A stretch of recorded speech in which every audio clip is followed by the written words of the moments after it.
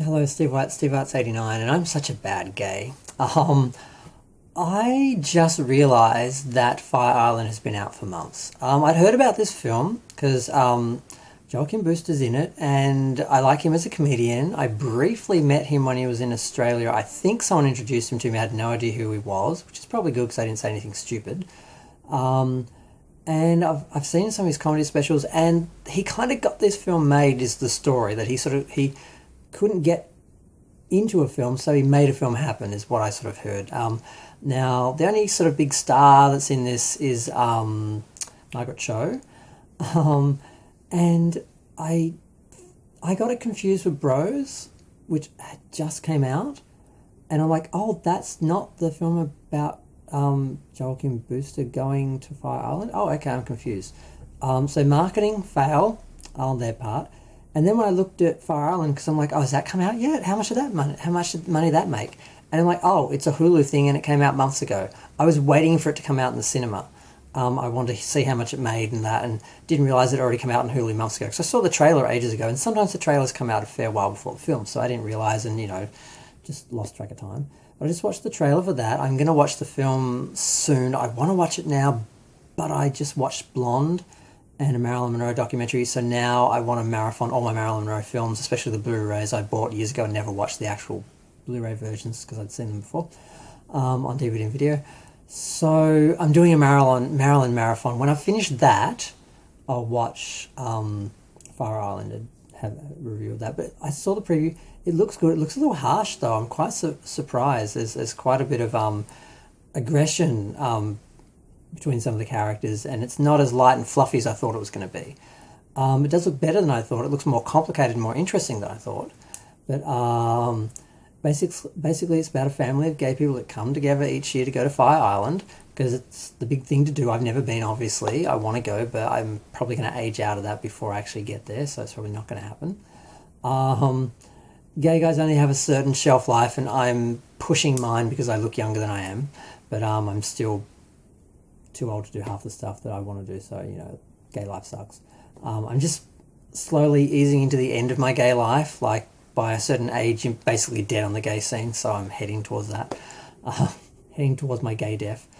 Um, so, yeah, it looked good though, it looked interesting. Margaret Cho looked very different. I kind of thought, is that Margaret Cho? I'm like, why would you think that lady's Margaret Cho just because she's like funny Asian lady in gay comedy? Well, and it was. I'm like, okay, she's lost a bit of weight, and she looks a little older, but it looked good. But yeah, it totally slipped by, and it's been online for months. I didn't even realize.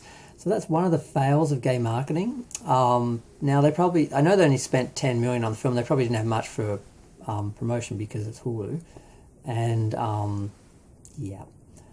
I don't know. I just after I watched the trailer for Bros, and I'll probably watch Bros soon anyway, because I think that's available now. I'm not sure.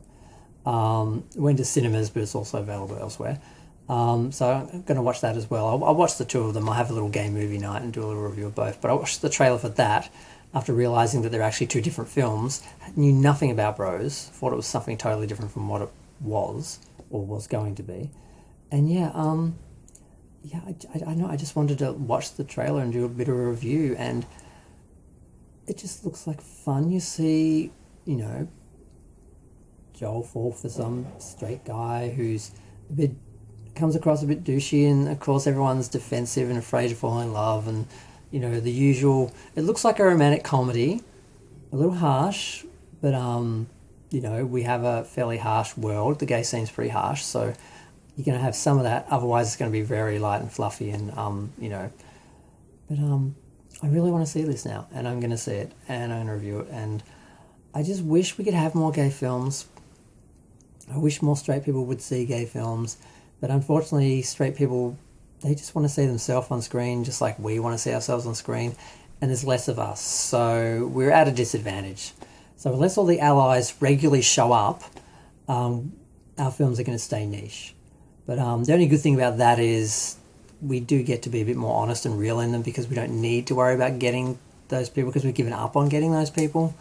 We had a few moments with a few Hollywood films where we thought we were going to be able to do mainstream like regularly, and it never happened. I don't know why everyone showed up for Brokeback Mountain. I think because two huge straight stars were playing the gay guys, and it was safely like 20, 30 years in the past or whatever.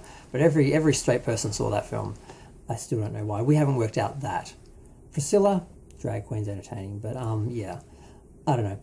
I'm going to contemplate it a bit more and then watch the films and come back and do a review of that. But yeah. Fire Island, missed it.